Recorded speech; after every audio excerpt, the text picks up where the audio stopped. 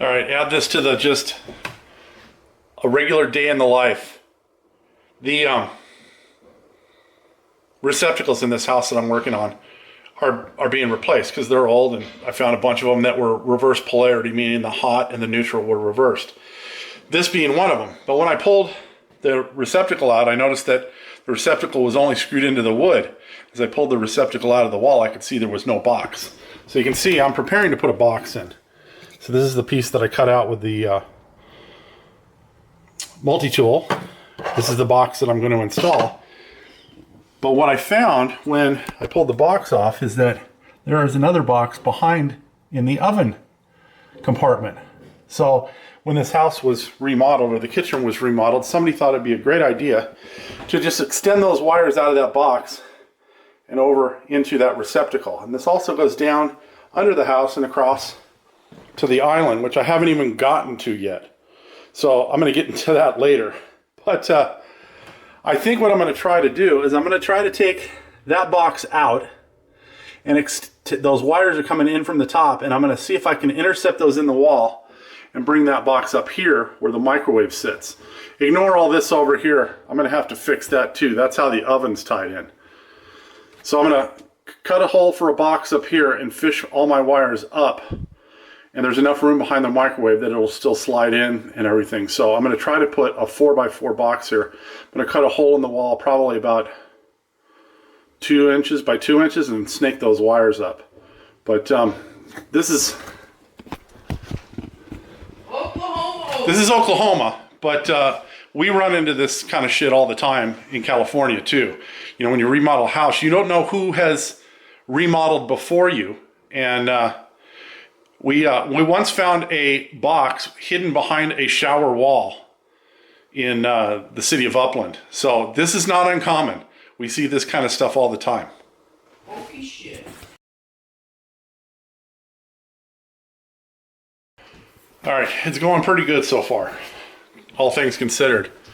I've got both wires just happen to go straight up the wall. So I was able to fish them because they were going right past my hole that I cut. I was able to fish them out of the wall. So I'm going to go ahead, I'm going to put this box on there. I'm going to put a 2-screw Romex connector, a single one, bring both wires through into this box.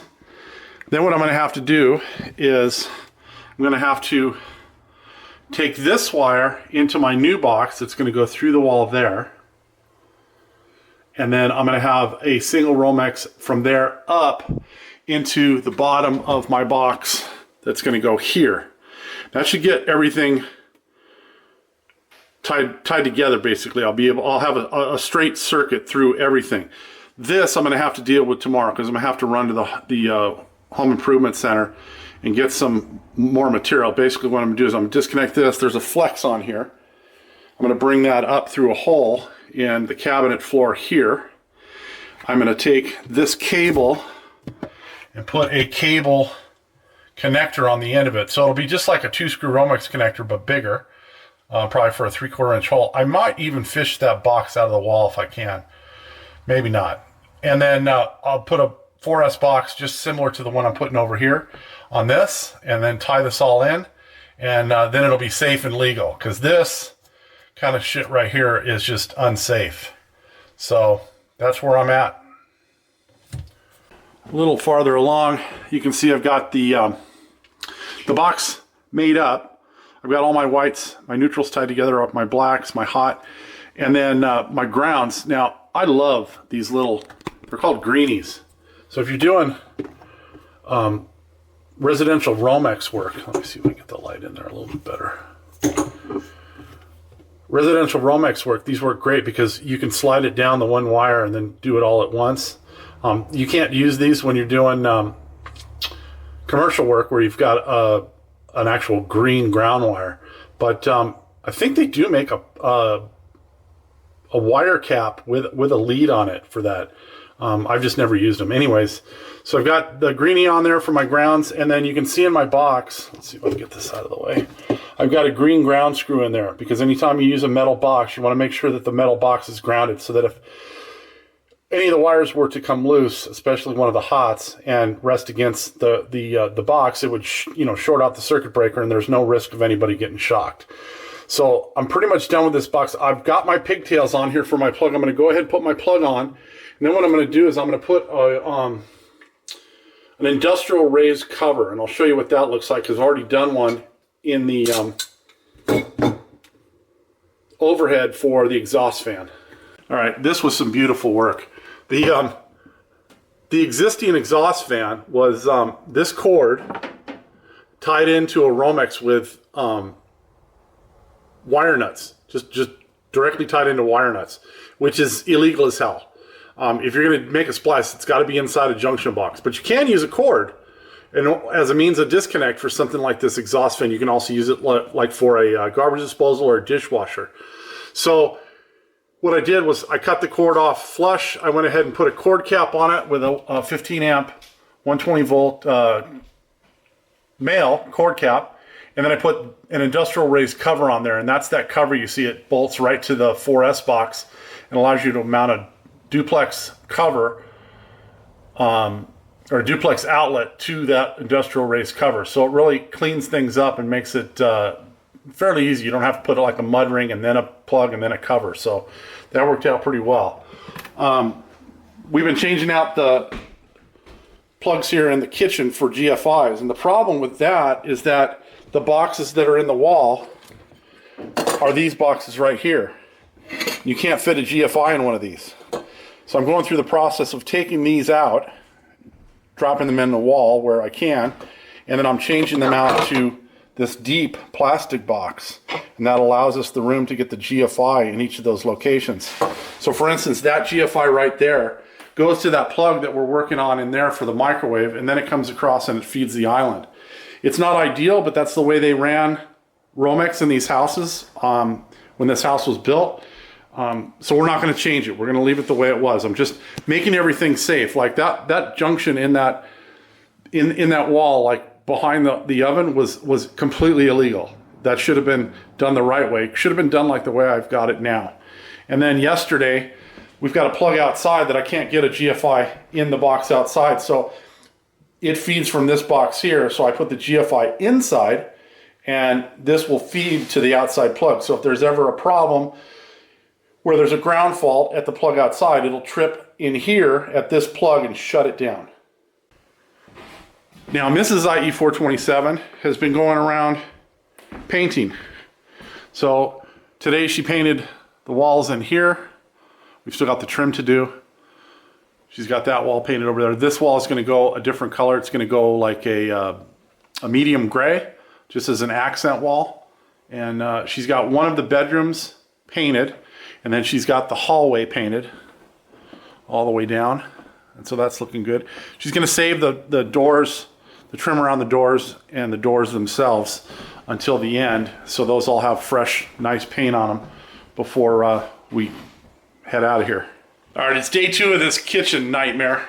And I just told the missus that I'm going to set my goals a little less lofty for today, because I had hoped to get the oven, the microwave in, get this circuit finished, and just have the island left it for tomorrow.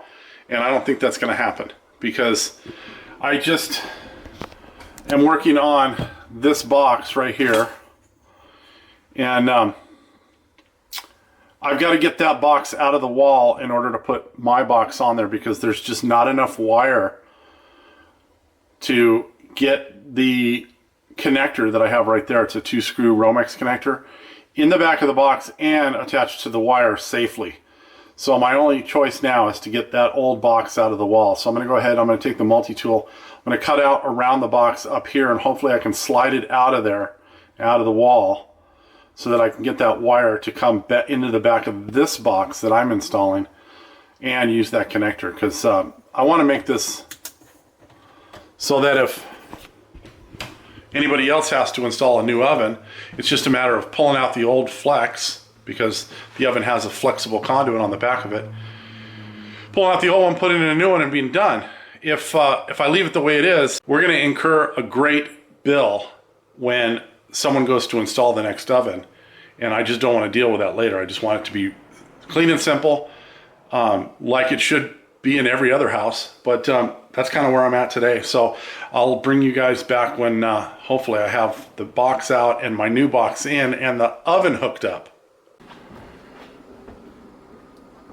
All right, boxes are both done. So over here, this is for our microwave. The circuit I've written on the cover, so that's circuit 10. And then on the oven, I wrote that this is circuit 1 and 3 because it's a 2-pole 50 amp breaker.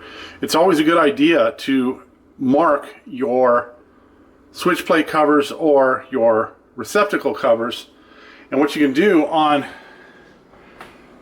finished ones like these is you simply write the circuit number on the back of the cover. And I'll show you that when I start putting the covers on the outlets over in the living room.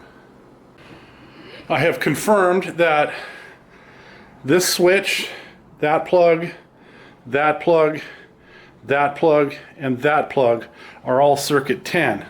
So what I'm doing is on the inside of each one of the switch plate covers, this faces in, I'm writing the circuit number. That way, when I'm back here some other time and I've got to turn off a circuit for what I'm working on, I'll be able to just pull the cover off, look at it and go up circuit 10 and go back, turn circuit 10 off and be able to work on the circuit. We have another circuit there, it's a 220. Now originally I believe the house did not, I repeat, did not have central air conditioning and heat because there's a supplemental heater over on the wall here, and I think originally the house had like a wall furnace, and it still does, and now it's just for supplemental in case the place doesn't have power. If there's a power outage, that'll work on just gas alone.